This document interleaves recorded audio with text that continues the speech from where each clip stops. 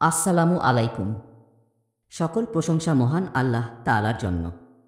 আজকে আমি আপনাদের সাথে গুরুত্বপূর্ণ একটি বইয়ের কিছু অংশ পড়ার চেষ্টা করব। বইটির নাম আর রাহিকুল মাকতুম, যার লেখক শায়েখ সফিউর রহমান মুবারকপুরি রাহিমাহুল্লাহ এবং বাংলা অনুবাদক আবুল হাসানাত কাসিম, রিফাত মাহমুদ, আলামিন ফেরদৌস, মুহাম্মদ ফয়জুর রহমান। বইটির প্রথম থেকে তৃতীয় পর্ব ইতিমধ্যে চ্যানেলে দেওয়া আছে। আপনারা চাইলে চ্যানেলের প্লেলিস্ট চেক করতে পারেন অথবা উপরের বাটনে ক্লিক করে শুনে নিতে পারেন। তবে চলুন শুরু করা যাক। নবীজির নবুয়ত পূর্ব জীবন। দুনিয়ার বুকে নবীজির আগমন। নবীজি সাল্লাল্লাহু আলাইহি ওয়াসাল্লাম পবিত্র মক্কায় বনু হাশিম গোত্রে ৯ রবিউল আওয়াল সোমবার সকালে জন্মগ্রহণ করেন। সে বছরই হস্তি বাহিনীর ঘটনা ঘটে এবং পার্শ্ব সম্রাট নসেরার ক্ষমতায় আরোহণে ৪০ বছর পূর্ণ হয়। সুলাইমান মানসুরপুরি এবং জ্যোতির্বিদ মাহমুদ পাশার বিশ্লেষণ অনুযায়ী দিনটি ছিল ৫৭১ খ্রিস্টাব্দের ২০ বা ২২ এপ্রিল।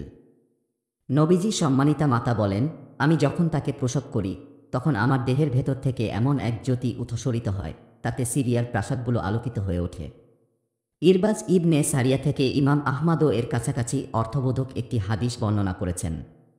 নবীজির জন্মলগ্নেই নবুয়তের বেশ কিছু আলামত প্রকাশ পায়। পারস্য সম্রাটের প্রাসাদের ১৪টি গম্বুজ ধসে পড়ে। অগ্নিপূজকদের পূজার আগুন নিভে যায়। শাওয়া হ্রদের পানি শুকিয়ে আশপাশের গির্জাগুলোও ভেঙে পড়ে। এসব এসেছে ইমাম বাইহাকির বর্ণনায়, কিন্তু মুহাম্মদ আল গাজালি তা সমর্থন করেননি। নবীজির জন্মগ্রহণের কিছুক্ষণ পরই তাকে দাদা আব্দুল মুত্তালিবের কাছে পাঠানো হয়। নাতিকে দেখে যারপরনাই আনন্দিত হন তিনি। শিশু মুহাম্মদকে নিয়ে বাইতুল্লাহর ভেতরে প্রবেশ করেন এবং আল্লাহ তাআলার কৃতজ্ঞতা প্রকাশ করে তার জন্য দোয়া করেন। তারপর নিজেই নাতির নাম রাখেন মুহাম্মদ।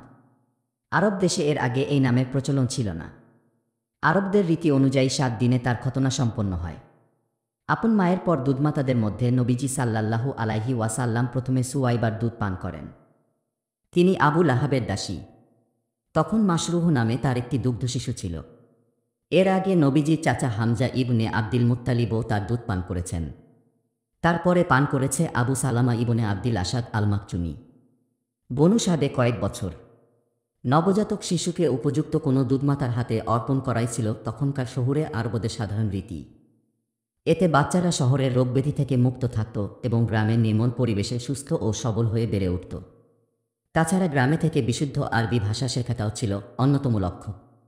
তাই দাদা আব্দুল মুত্তালিব নবীজির জন্য দুধমাতার সন্ধান করেন এবং বনু সাদ ইবনে বকর গোত্রের এক নারীকে পেয়ে যান। তার নাম হালিমা বিনতু আবি জুয়াইব। তার স্বামীর প্রকৃত নাম হারিস ইবনে আব্দুল উজ্জা এবং উপনাম আবু কাবসা। তিনিও একই গোত্রের মানুষ। হালিমার ঘরে নবীজির দুধ ভাই বোন ছিলেন আবদুল্লাহ ইবনে হারিস, উনাইসা বিনতু হারিস এবং হুজাফা বা জুজামা বিনতু হারিস।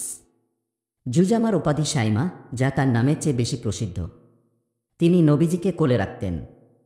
নবীজির চাচাতো ভাই আবু সুফিয়ান ইবনে হারিস ইবনি আব্দুল মুত্তালিবও তার দুধ ভাই ছিলেন। নবীজি চাচা হামজা ইবনে আব্দুল মুত্তালিবকেও দুধ পানের জন্য বনু সাদে পাঠানো হয়। নবীজি তার দুধমাতা হালিমার কাছে থাকাকালে একদিন হামজা রাজিয়াল্লাহু আনহুর দুধমাতা তাকে দুধ পান করান। এভাবে দুই দৃষ্টিকোণ থেকে হামজা রাজিয়াল্লাহু আনহু নবীজির দুধ ভাই হন, সুওয়াইবার দিক থেকে এবং বনু সাদের দিক থেকে। হালিমা নবীজি সাল্লাল্লাহু আলাইহি ওয়াসাল্লামের বরকত সচক্ষে প্রত্যক্ষ করেছেন, যা তিনি সবিস্তারে বর্ণনা করেছেন। এখানে তার বর্ণনা সবিস্তার তুলে ধরছি। হালিমা বলেন, একবার আমি বনু সাদ ইবনে বকরের নারীদের সঙ্গে আমার স্বামী ও দুধের ছেলেকে সাথে নিয়ে দুগ্ধপুষ্ট শিশুদের খোঁজে বের হই। সে বছর ভয়ঙ্কর এক দুর্ভিক্ষ দেখা দেয়। এ কারণে একেবারে নিঃস্ব হয়ে পড়ি আমরা। আমার একটি গাধী ছিল, সেটি নিয়ে বের হই। উটনীটিও আমাদের সাথে। কিন্তু আল্লাহর কসম, এক ফোঁটা দুধও তা থেকে আমরা পেতাম না। রাতে আমরা ঘুমাতে পারতাম না। শিশুরা ক্ষুধার তাড়নায় কান্না জুড়ে দিত। আমার স্তন্যদুগ্ধ কিংবা উটুনির দুধে তাদের কিছুই হতো না, তবু বৃষ্টি নামবে, স্বস্তি ফিরে আসবে, এই আশায় আমরা বুক বাঁধতাম। এসব ভেবে আমি আমার সেই গাধীটা নিয়েই বেরিয়ে পড়ি। তবে এটা ছিল খুবই ধীরগতির। শীর্ণতা ও দুর্বলতার কারণে সেটা আমার সঙ্গীদের যেন বিপদেই ফেলে দেয়। এক পর্যায়ে আমরা দুধের শিশুদের খোঁজে মক্কায় এসে পৌঁছি।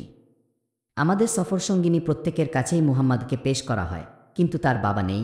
এটা শুনে সবাই তাকে ফিরিয়ে দেয়, কারণ আমরা সবাই শিশুদের বাবার পক্ষ থেকে বর্ষর প্রতিদানের আশা রাখতাম। তাই সবাই বলতো, ছেলেটা এতিম, তার মাদাদা মিলে আর কী বা দিতে পারবে। এজন্য সবাই তাকে এড়িয়ে যায়। ওদিকে আমার সকল সঙ্গিনী পছন্দমতো শিশু পেয়ে যায়, বাকি থাকি কেবল আমি। ফিরতি পথ ধরব, এমন সময় আমার স্বামীকে বললাম, আল্লাহর শপথ, কোনো শিশু না নিয়ে খালি হাতে ফিরে যেতে আমার ভীষণ খারাপ লাগছে। আমি বরং ওই এতিম শিশুটিকেই নিয়ে আসি। তিনি বললেন, হ্যাঁ, তা করা যায়। আল্লাহ তাআলা হয়তো তার মাঝেই আমাদের জন্য কলেন রেখেছেন। তিনি বলেন, তারপর আমি গিয়ে তাকে কোলে তুলে নিই। সত্যি বলতে কি, অন্য কাউকে না পেয়েই মূলত তাকে নিয়েছিলাম সেদিন। তারপর বলেন, তাকে নিয়ে আমি আমার বাহনের কাছে আসি। তাকে কোলে তোলার পরই আমার স্তনে পর্যাপ্ত পরিমাণ দুধের সঞ্চার হয়। শিশু মুহাম্মদ তখন পান করে তৃপ্ত হন, সঙ্গে তার দুধ ভাইও তৃপ্তি সহকারে পান করে। তারপর গভীর ঘুমে ডুবে যায় তারা। এর আগে বহু রাত আমাদের নির্ঘুম কেটেছে। আমার স্বামী আমাদের সেই উটুনির কাছে গিয়ে দেখেন উটুনির ওলানো দুধে টইটম্বুর। তিনি দুধ দহন করে আনেন। আমরা দুজনেও পান করে পরিতৃপ্ত হই এবং দীর্ঘদিন পর সেদিনই একটি স্বস্তির রাত কাটাই আমরা। সকালবেলা আমার স্বামী আল্লাহর শপথ করে বলেন, জেনে রেখো হালিমা, নিশ্চয়ই তুমি এক বরকতময় শিশুকে গ্রহণ করেছ।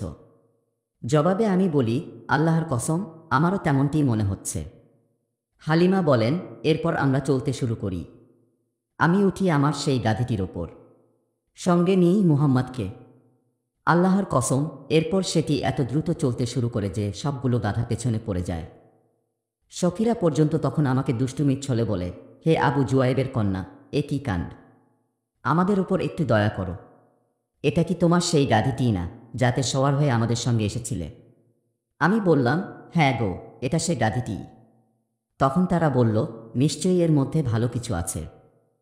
হালিমা আরও বলেন, বনু সাদ অঞ্চলে আমরা আমাদের ঘরে ফিরে আসি। সে সময় সেখানকার চেয়ে শুষ্ক উর্বর ভূমি আল্লাহর জমিনে আর কোথাও আছে বলে আমাদের জানা ছিল না। তবু আমাদের মেষগুলো খেয়ে দিয়ে পেট ভরে দুধভরা ওলান নিয়ে বাড়ি ফিরত, আর আমরা সেই দুধ পান করে পরিতৃপ্ত হতাম। ওদিকে কেউ এক ফোঁটা দুধও দহন করতে পারত না। তাদের পশুর ওলান থাকত একেবারে দুধশূন্য। এক পর্যায়ে আমার কওমের লোকেরা তাদের রাখালদের তিরস্কার করে বলে, হালিমার রাখাল যেখানে মেষ চড়ায়, তোমরা সেখানে চড়াতে পারো না। কিন্তু তাতেও কোনো লাভ হয়নি। তাদের মেষগুলো বরাবরের মতো অনাহারেই থাকত, সামান্য দুধও দহন করা যেত না।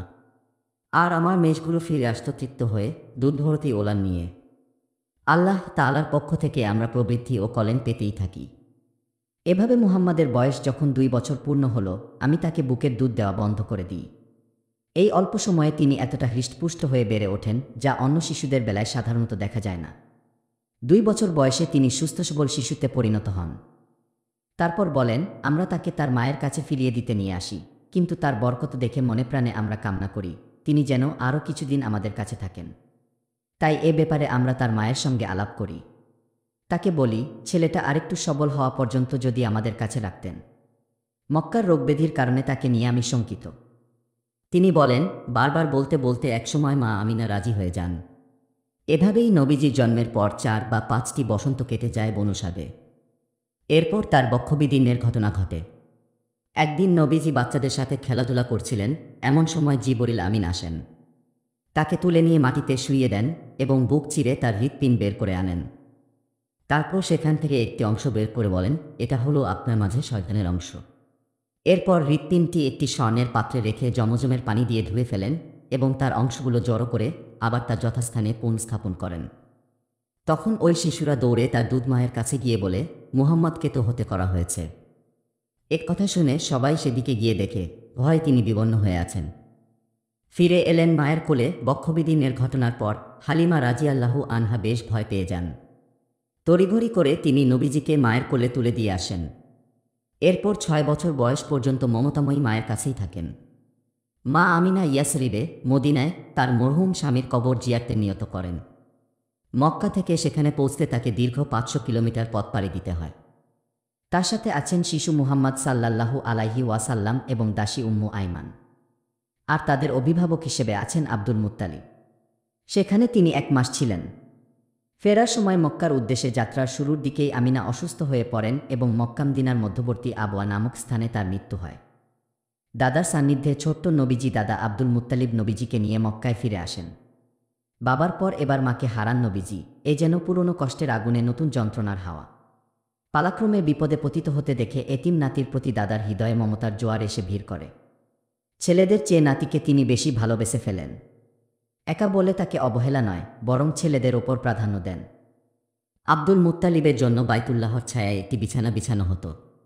নানা প্রয়োজনে ছেলেরা সেখানে এলে বিছানার চারপাশে বসত। তার সম্মানার্থে কেউ উপরে উঠত না, কিন্তু নবীজি যথারীতি সেই বিছানায় উঠে বসতেন। তখন চাচারা তাকে সরিয়ে নিতে গেলে আব্দুল মুত্তালিব দেখলে বলতেন, তোমরা আমার এ নাতিকে ছেড়ে দাও, আল্লাহর কসম অবশ্যই সে বর কিছু হবে। এরপর আব্দুল মুত্তালিব নবীজিকে তার কোল ঘেঁষে বসাতেন আর নাতির পিঠে হাত বুলিয়ে দিতেন। শিশু মুহাম্মদের আচার আচরণ দেখে ভীষণ মুগ্ধ হতেন তিনি। নবীজির বয়স যখন 8 বছর 2 মাস 10 দিন, তখন দাদা আব্দুল মুত্তালিব মক্কায় মৃত্যুবরণ করেন। মৃত্যুর পূর্বে নবীজিকে তার চাচা আবু তালিবের হাতে তুলে দেন। আবু তালিব ছিলেন নবীজির পিতা আব্দুল্লাহর আপন ভাই। নবীজির অভিভাবক প্রিয় চাচা আবু তালিব। আবু তালিব তার ভাতিজার জিম্মাদারি বেশ নিষ্ঠার সাথেই পালন করেছেন সবসময়। আপন ছেলের মতো নবীজিকে বুকে টেনে নিয়েছেন তিনি। নিজের সন্তানদের থেকেও বেশি ভালোবাসতেন তাকে। কখনো কটু কথা শোনাননি, কখনো রাগান্বিত হননি তার উপর। দীর্ঘ 40 বছরেরও অধিক সময় নবীজি তার প্রিয় চাচার সান্নিধ্য পেয়েছেন। চাচা আবু তালিব সবসময় তাকে বিপদাপদ থেকে হেফাজত করেছেন।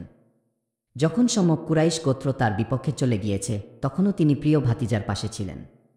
যথাসময়ে সেসব আলোচনা আসবে ইনশাআল্লাহ। হঠাৎ নেমে এল বৃষ্টির ধারা। জাহলামা ইবনে উরফুতা বলেন, আমি একবার মক্কায় যাই। সেখানে তখন দুর্ভিক্ষ চলছিল। কুরাইশরা তখন বলে, ভাই আবু তালিব, উপত্যকা শুকিয়ে চৌচির হয়ে গেছে, পরিবার পরিজন অনাহারে আছে, চলুন না বৃষ্টির জন্য প্রার্থনা করি। এ কথা শুনে আবু তালিব এক বালককে নিয়ে বের হন। বালকটিকে মেঘে ঢাকা সূর্যের মতো লাগছিল। থেকে থেকে যেন ধুতি ছড়াচ্ছিল তার চেহারা থেকে। আশেপাশে আরও অনেক বালক ছিল। আবু তালিব বালকটিকে সঙ্গে করে কাবার দেওয়ালে হেলান দিয়ে বসেন। বালকটি তার আঙুল ধরে রেখেছিল। আকাশে তখন মেঘের নামগন্ধ ছিল না, কিন্তু আবু তালিব তাকে নিয়ে সেখানে বসতেই এদিক সেদিক থেকে মেঘেরা ছুটে আসতে থাকে। সহসাই আকাশ ভেঙে নামে বৃষ্টির ধারা। নিম্নভূমিতে পানি জমে ওঠে, উপত্যকাগুলো উপচে পড়ে। চারদিকে দেখা দেয় সবুজের সমারোহ। এদিকে ইঙ্গিত করে আবু তালিব বলেন, তার চেহারার দোহাই দিয়ে করা হয় বৃষ্টির প্রার্থনা। বিধবা, এতিম ও দুস্থরা পায় তার কাছে সান্ত্বনা, খ্রিস্টান পাদরীর ভবিষ্যদ্বাণী। নবীজি সাল্লাল্লাহু আলাইহি ওয়াসাল্লামের বয়স যখন 12 বছর অথবা 12 বছর 2 মাস 10 দিন, তখন তিনি চাচা আবু তালিবের সাথে বাণিজ্যিক সফরে সিরিয়ার উদ্দেশ্যে বের হন। বুসরায় তারা যাত্রা বিরতি করেন। বুসরা তখন সিরিয়ার অন্তর্ভুক্ত হাওরান রাজ্যের রাজধানী, রোমানাওতাধীন আরবাঞ্চলের প্রাণকেন্দ্র। সেই শহরে জার্জিস নামে এক পাদরী ছিলেন, তবে বুহাইরা নামে সে অধিক পরিচিত। কাফেলা যাত্রা বিরতি করলে বুহাইরা তাদের কাছে যান, তাদেরকে সম্মান দেখান ও আদর আপ্যায়ন করেন।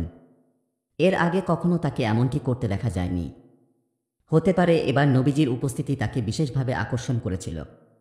এই অনুমান একেবারে মিথ্যে নয়। নবীজির মধ্যে তিনি নবুয়তের বৈশিষ্ট্যাবলী দেখতে পান। তাকে অনাগতকালের নবী বলে শনাক্ত করেন এবং তার হাত ধরে তিনি বলেন, এই তো বিশ্বজগতের নেতা। ধরার বুকে তাকে সমগ্র বিশ্বের জন্য রহমতস্বরূপ পাঠানো হয়েছে। আবু তালিব বলেন, আপনার এ কথার প্রমাণ কি? তিনি বলেন, গিরিপথ দিয়ে আসার সময় এমন কোনো পাথর ও গাছ ছিল না যা তাকে সিজদা করেনি। নবী ছাড়া অন্য কারো প্রতি এরা সিজদা বনত হয় না। তাছাড়া তার কাঁধের নিচে আপেলের মতো নবুয়তের চিহ্ন রয়েছে। আর এ ব্যাপারে আমরা আমাদের ধর্মীয় গ্রন্থ থেকে জেনেছি। ইহুদিদের ষড়যন্ত্রের আশঙ্কায় তিনি নবীজিকে নিয়ে সিরিয়া যেতে আবু তালিবকে নিষেধ করেন। পরামর্শ অনুযায়ী আবু তালিব তার লোকজন দিয়ে নবীজিকে মক্কায় ফেরত পাঠিয়ে দেন। মক্কার বুকে এক রক্তক্ষয়ী যুদ্ধ। নবীজি সাল্লাল্লাহু আলাইহি ওয়াসাল্লামের বয়স 15 হলে কুরাইশ ও তাদের মিত্র কিনানা এবং কাইস আইল্যান্ডের মাঝে এক রক্তক্ষয়ী যুদ্ধ সংঘটিত হয়। ইতিহাসের পাতায় যা হারবুল ফিজার, পাপীদের লড়াই নামে সুপরিচিত। এই যুদ্ধে বয়স ও মর্যাদার বিবেচনায় কুরাইশ ও কিনানা উভয় গোত্রের নেতৃত্ব দেয় হারব ইবনে উমাইয়া। যুদ্ধে দিনের প্রথম ভাগে কাইস গোত্রের অবস্থান ভালো থাকলেও মধ্যভাগে কিনানা গোত্র এগিয়ে থেকেছে। পবিত্র মাস ও স্থানের পবিত্রতা ক্ষুণ্ণ করে যুদ্ধ করায় এর নাম দেওয়া হয় হারবুল ফিজার। নবীজিও এই যুদ্ধে উপস্থিত ছিলেন। তিনি তীর কুড়িয়ে এনে চাচাদের হাতে তুলে দিতেন। শাস্তির পথে মক্কাবাসী। এই যুদ্ধের পরই পবিত্র জিলকদ মাসে হিলফুল ফুজুল শান্তিসংঘ অনুষ্ঠিত হয়। এ লক্ষ্যে কুরাইশের বিভিন্ন শাখাগোত্রকে আহ্বান করা হয়। তাদের মধ্যে ছিল বনু হাসিম, বনু মুত্তালিব, আসাদ ইবনে আব্দিল উজ্জা, জাহরা ইবনে কিলাব এবং তাইম ইবনে মুররা। বয়স ও সম্মানের খাতিরে তারা আবদুল্লাহ ইবনে জাদানো তামিমির বাড়িতে বসে। সেখানে তারা সম্মিলিতভাবে এই শপথ করে, পুরো মক্কায় যেই জুলুমের শিকার হবে সকলে মিলে তার পাশে দাঁড়াবে আর জালিমকে তার জুলুমের দায় নিতে বাধ্য করবে। নবীজিও এই শপথ অনুষ্ঠানে উপস্থিত ছিলেন। শুধু তাই নয়, নবুয়ত প্রাপ্তির পর নবীজি বলেন, আবদুল্লাহ ইবনে জাদানের বাড়িতে যে শপথ অনুষ্ঠানে আমি উপস্থিত ছিলাম তা আমার কাছে লাল উটনির চেয়ে বেশি প্রিয়। ইসলামের এ যুগেও এমন কোনো আহ্বান করা হলে আমি তাতে সানন্দে সাড়া দেব। এই শপথ গোরামি থেকে সৃষ্ট জাহিলি জাত্যভিমান নস্যাৎ করে দেয়। বিশেষ এক ঘটনাকে কেন্দ্র করে এ সাম্য চুক্তি সম্পাদিত হয়। তা হল, ইয়েমেনের জুবাইদ অঞ্চলের এক লোক পণ্য নিয়ে মক্কায় আসে। আস ইবনে ওয়াইল আশাহমি নামে মক্কার আরেক লোক তার পণ্য কিনে নেয়, কিন্তু মূল্য পরিশোধে টালবাহানা শুরু করে। নিরুপায় হয়ে সে বিক্রেতা আস ইবনে ওয়াইলের মিত্রগোষ্ঠী আব্দুদ্দার, মাকজুম, জামহা, শাহমা আদি ও অন্যান্য গোত্রের কাছে সাহায্যের আবেদন জানায়, কিন্তু কেউ তার ডাকে সাড়া দেয় না। তখন সে আউকুবাইস পাহাড়ে উঠে উচ্চকণ্ঠে কবিতা আবৃত্তি করে। কবিতার মাধ্যমে সে তার সঙ্গে ঘটে যাওয়া জুলুমের বিবরণ তুলে ধরে। জুবাইর ইবনে আব্দুল মুত্তালিব সেখান দিয়েই তখন যাচ্ছিলেন। তার বিধ্বস্ত চেহারা দেখে তিনি জানতে চান কী কারণে সে অবহেলিত। এরপরই ওই সকল গোত্র একত্রিত হয় যাদের কথা হিলফুল ফুজুল প্রসঙ্গে উল্লেখ করা হয়েছে। শপথের পর তারা সকলে আস ইবনে ওয়াইলের কাছে গিয়ে ওই লোকটির পাওনা আদায় করে ছাড়ে। নবীজির কর্মমুখর জীবনযাপন। নবীজি সাল্লাল্লাহু আলাইহি ওয়াসাল্লাম যৌবনের প্রারম্ভে নির্দিষ্ট কোনো পেশায় নিযুক্ত ছিলেন বলে জানা যায় না। তবে বিভিন্ন বর্ণনা থেকে প্রমাণিত হয় একটা সময় তিনি মেষ চড়িয়েছেন, কখনো দুধ ভাইদের সঙ্গে বনুসাদে, আবার কখনো মক্কায় অর্থের বিনিময়ে।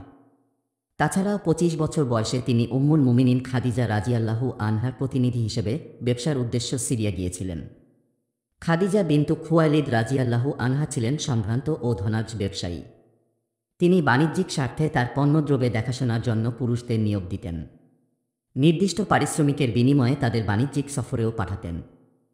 কুরাইশদের প্রধান পেশা ব্যবসা। তিনি নবীজির সততা, আমানতদারিতা ও সচ্চরিত্রের ব্যাপারে জানতে পেরে তাকে ডেকে পাঠান। সিরিয়ায় বাণিজ্যিক সফরের জন্য প্রস্তাব করেন এবং এই আশ্বাস দেন, অন্য ব্যবসায়ীদের চেয়ে তিনি ভালো পারিশ্রমিক দেবেন, আর এই সফরে তার গোলাম মাইসারাও নবীজির সঙ্গ দেবে। নবীজি সানন্দে খাদিজার এই প্রস্তাব গ্রহণ করেন। এরপর তারা মালামাল নিয়ে বেরিয়ে পড়েন এবং যথাসময়ে মাইসারাকে নিয়ে পৌঁছে যান সিরিয়ায়। খাদিজার সঙ্গে শুভ বিবাহ। ব্যবসার কাজ সেরে নবীজি সাল্লাল্লাহু আলাইহি ওয়াসাল্লাম মক্কায় ফিরে এলেন।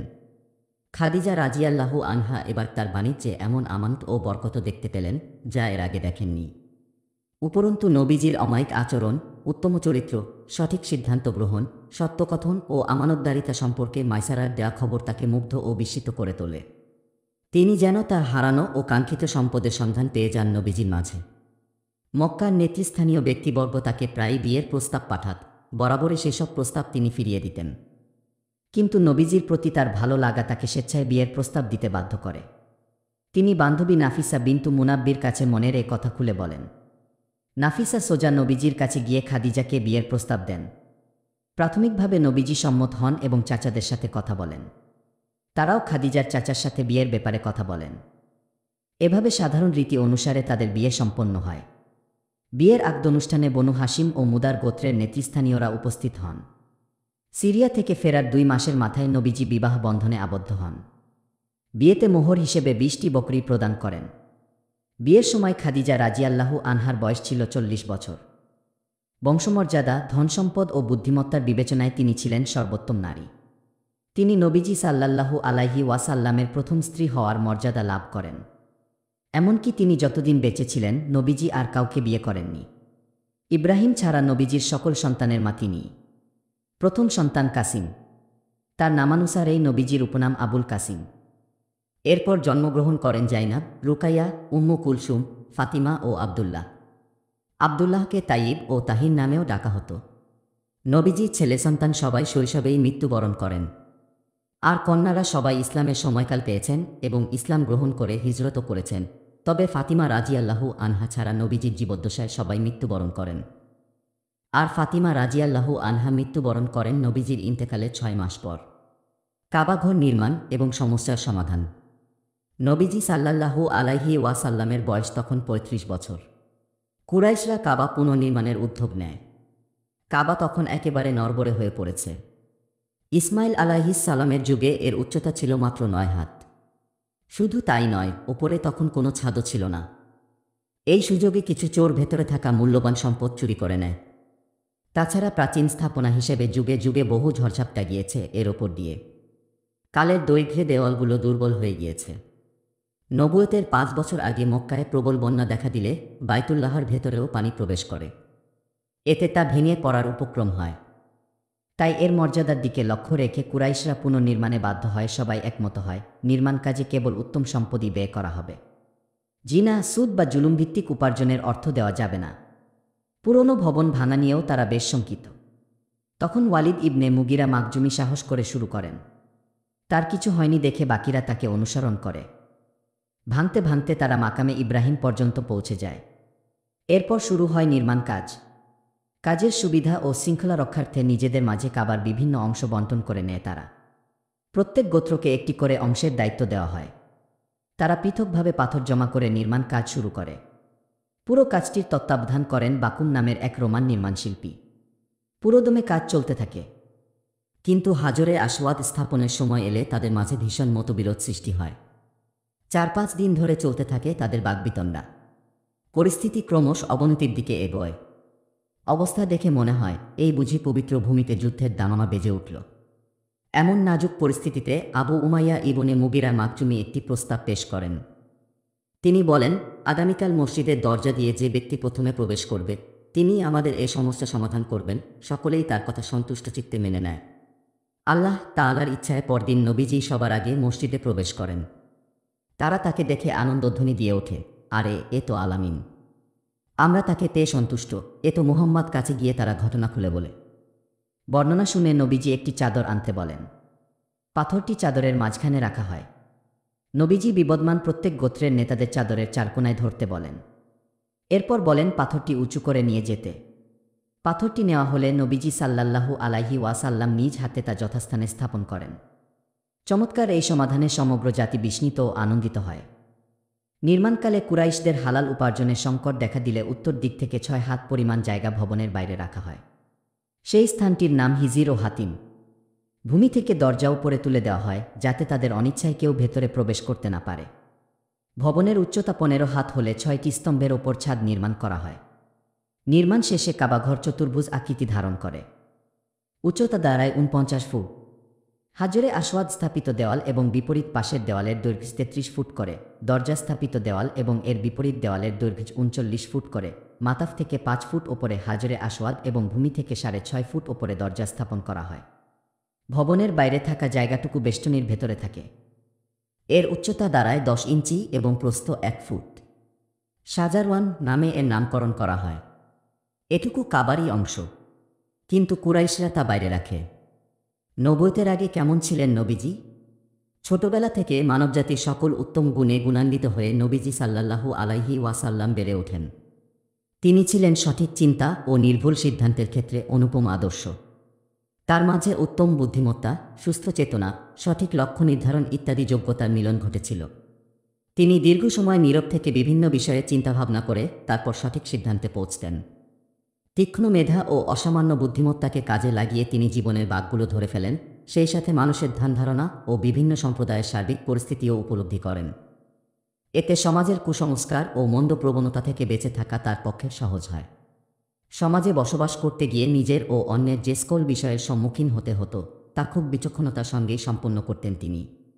ভালো মনে হলে গ্রহণ করতেন, নয়তো দূরে থাকতেন। তাই তো তিনি মদ্যপান করতেন না, বেদিতে জবাইকৃত পশুর মাংস খেতেন না, মূর্তি পূজার অনুষ্ঠান বা মজলিসে যেতেন না। ছোটবেলা থেকেই তিনি বাতিল উপাসদের ঘৃণা করতেন। এমনকি তার দৃষ্টিতে এর চেয়ে নিকৃষ্ট আর কিছু ছিল না। কেউ লাতুজ্জার নামে কসম করলে তিনি তা শুনতেই পারতেন না। সন্দেহ নেই তাকদীর তাকে সর্বদা হেফাজত করেছে।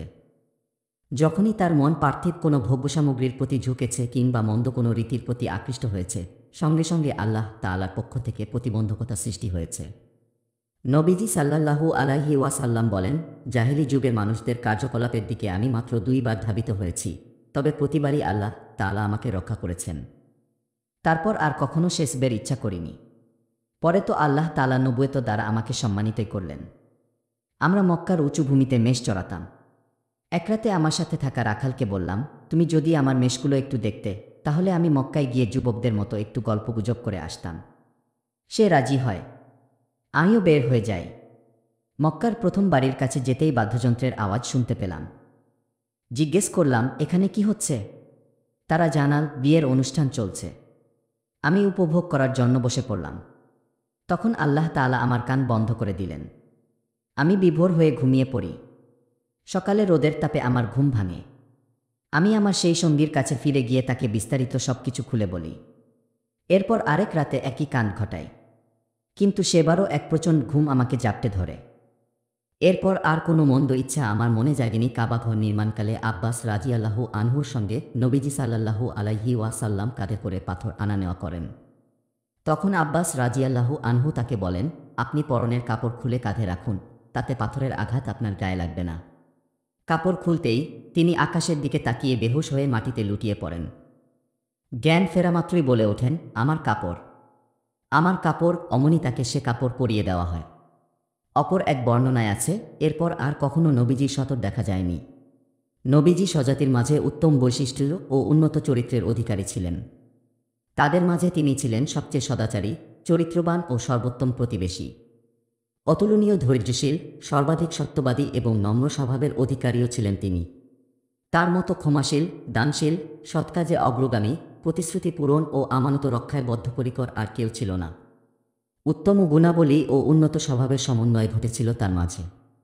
তাই তো স্বজাতি তাকে আলামিন বলে ডাকতে শুরু করে। তার সম্পর্কে উম্মুল মুমিনিন খাদিজা রাদিয়াল্লাহু আনহা বলেন, তিনি পরের বোঝা নিজের কাঁধে তুলে নিতেন, অসহায়কে সবরকম সাহায্য করতেন, অতিথিদের যথাসাধ্য আপ্যায়ন করতেন, বিপদাপদে সকলের পাশে দাঁড়াতেন। নবীজির নবুয়ত পরবর্তী জীবন। হেরা গুহায় নবীজি সাল্লাল্লাহু আলাইহি ওয়াসাল্লামের বয়স তখন 40-এর কাছাকাছি। ইতোমধ্যে সেই পুরনো ভাবনা তার এবং তার জাতির মাঝে চেতনাগত ব্যবধান আরও বাড়িয়ে তোলে। এ সময় তার নির্জন পরিবেশ ভালো লাগতে থাকে। কিছু ছাতু ও পানি নিয়ে তিনি জাবালুন-নূরে অবস্থিত হেরা গুহায় চলে যান, ইবাদত বন্দেগী করে সময় কাটান। পাহাড়টি মক্কা থেকে 2 মাইল দূরে। গুহাটিও সংকীর্ণ দৈর্ঘ্যে 4 হাত আর প্রস্থে পৌনে 2 হাতের মতো। নবীজির পরিবার তার খোঁজ খবর রাখে। তিনি পুরো রামাদান সেখানে কাটিয়ে দেন। দরিদ্র কেউ এলে তাকে সাহায্য করেন। ইবাদত বন্দেগীতে নিমগ্ন থাকেন। পার্থিব জগৎ এবং এর পেছনে ঘটে যাওয়া অলৌকিক বিষয়াবলী নিয়ে ভেবে যান। যে ধ্বংসাত্মক শিরক ও ভ্রষ্ট রীতিনীতিতে সমগ্র জাতি লিপ্ত, সেসব তার কাছে একটুও ভালো লাগে না। কিন্তু এ থেকে তাদের নিয়ে বের হওয়ার মতো কোনো সঠিক পথ ও পন্থাও তার জানা নেই। এমন কোনো উপায় তার সামনে এখনও আসেনি যা তিনি সন্তুষ্ট চিত্তে গ্রহণ করতে পারেন। নবীজির এই নিঃসঙ্গতা আল্লাহ তাআলার পরিকল্পনারই অংশ, যাতে তাকে অদূর ভবিষ্যতে মুক্তির দিশারি হিসেবে প্রস্তুত করে নেওয়া যায়। যিনি কিনা সমগ্র মানবজাতির জীবনে গুরুত্বপূর্ণ পরিবর্তন আনতে যাচ্ছেন, তার নিজের পরিবর্তন ছাড়া এ মহান লক্ষ্য বাস্তবায়ন করা সম্ভবপর ছিল না। অবশ্যই তাকে কিছু সময় নিঃসঙ্গ, একাকী কাটাতে হবে। পার্থিব জীবনের ছোট বড় সব রকম ব্যস্ততা ও কোলাহল থেকে মুক্ত থাকতে হবে। এভাবেই আল্লাহ তাআলা মুহাম্মদ সাল্লাল্লাহু আলাইহি ওয়াসাল্লামকে দিয়ে তার পরিকল্পনা বাস্তবায়ন করেন। তাকে নবুয়ত ও রিসালাতের মহান আমানত ঘন ভূপৃষ্ঠে বিশাল পরিবর্তন সাধন এবং ইতিহাসের গতিপথ পাল্টে দেওয়ার জন্য প্রস্তুত করেন। রিসালাতের দায়িত্ব দেওয়ার আগে 3 বছর তাকে একাকিত্বে রাখেন। কখনো তার পুরো মাসও কেটে যেত নিঃসঙ্গতায়। এ সময় তিনি আধ্যাত্মিক সফরের সৃষ্টির রহস্য সম্পর্কে গভীরভাবে চিন্তা ও গবেষণা করতেন, যাতে প্রয়োজনীয় নির্দেশ পেলে যথাযথভাবে দায়িত্ব পালন করতে পারেন। সুপ্রিয় শ্রোতা মণ্ডলী, 4র্থ পর্বের ভিডিও আজকের মতো এখানেই শেষ করছি। 5ম পর্বটি শুনতে আমাদের চ্যানেল ভিজিট করুন। ধন্যবাদ আমাদের পাশে থাকার জন্য।